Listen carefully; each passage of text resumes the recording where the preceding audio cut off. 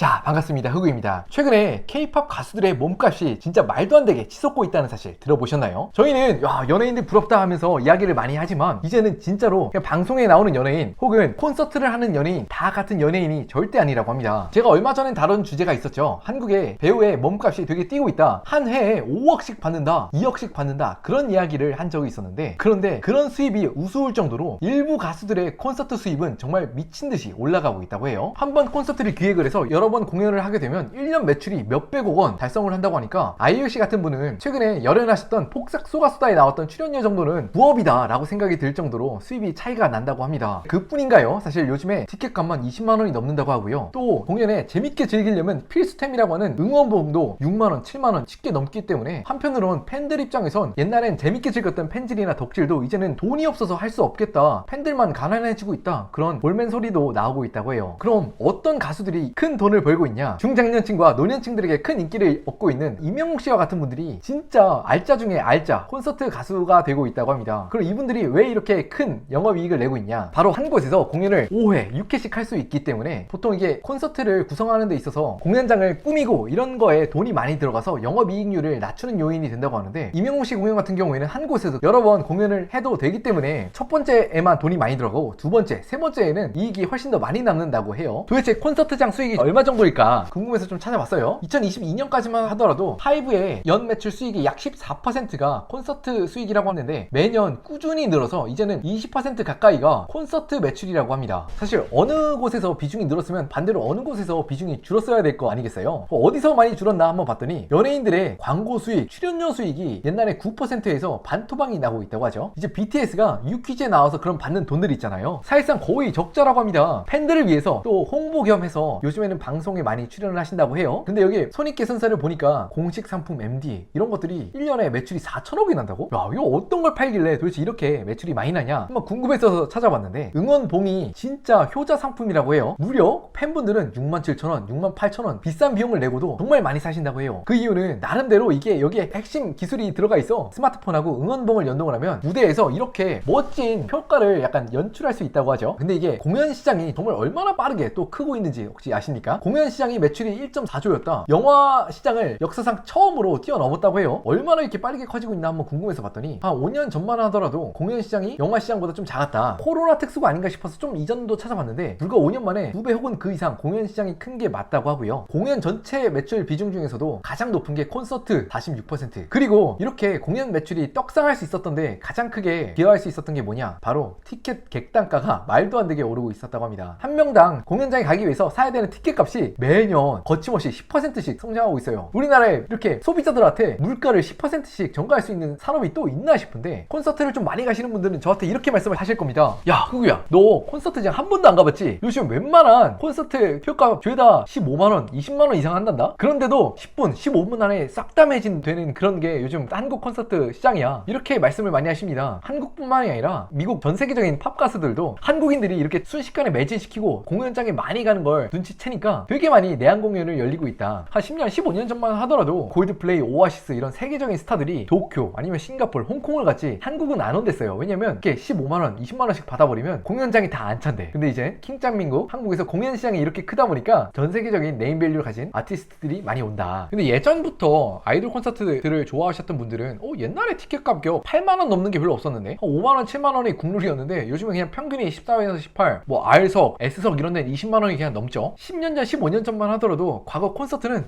저희 새로운 음반 나왔어요 하면서 약간 홍보하는 느낌이었는데, 지금은 이제 가수들의 핵심 수입원으로 좀 자리 잡고 있는 것 같습니다. 사실 글로벌로 나가서 도쿄돔이나 아니면 미국의 콘서트장을 메울 수 있는 K-POP 아티스트들은 1년 수입이 뭐 2,600억이라고 하니까 매출이 글로벌 스타가 아니라 그냥 글로벌 기업 그 자체가 되어가고 있는 것 같고요. 한국에서 활동을 하셔서 고척동 같은 데 매진을 시킬 수 있는 분은 그냥 1년에 매출을 몇백억씩 낸다고 해요. 그러다 보니까 이런 이야기가 조금씩 나오고 있죠. 이제는 연예인이라고 다 같은 연예인이 아니라 가수하고 그 외 연예인으로 나뉘어지고, 또 가수 중에서도 실제 콘서트력이 진짜 개쩔어서 콘서트 여는 것마다 매진시키는 그런 가수들의 부가가치가 되게 예전부터 커지고 있다, 그렇게 이야기를 하고 있죠. 그런데 되게 신기한 게 이런 공연, 콘서트장에 고객들이 더 많은 돈을 예전보다 더 쓰는 게 전 세계적인 현상이라고 해요. 또 이게 아이돌, K-POP 이런 것들만 그런 게 아니라 클래식의 경우에도 티켓의 최고 가격이 베를린 필 55만원, 파리 오페라 가격도 34만원, 야 심리적 마지노선 이런 거 다 뚫고 올라가고 있죠. 요즘 세상이 계속 올라 온라인으로 부가가치가 뭐 이동하고 있다, 오프라인으로 뭘 하면 안 된다, 이렇게 사람들을 되게 많이 생각을 하시는데, 여전히 오프라인의 의미가 있는 게 아티스트를 보고 또 내가 좋아하는 아티스트의 노래를 들으면서 실시간으로 그 웅장한 노래가 앰프에서 울려 퍼지면서 그런 감동이 약간 대체 불가능하다고 생각하는 사람들이 되게 많은 게 아닌가. 그리고 되게 중요한 또 한 가지가, 이런 공연들은 그 자리에서 내가 즐기지 못하면 그냥 사라지는 경험이잖아요. 이런 경험은 그 당시에만 있고 사라지다 보니까 오히려 사람들이 더 귀하게 여기는 게 아닌가, 그런 생각을 좀 해보고요.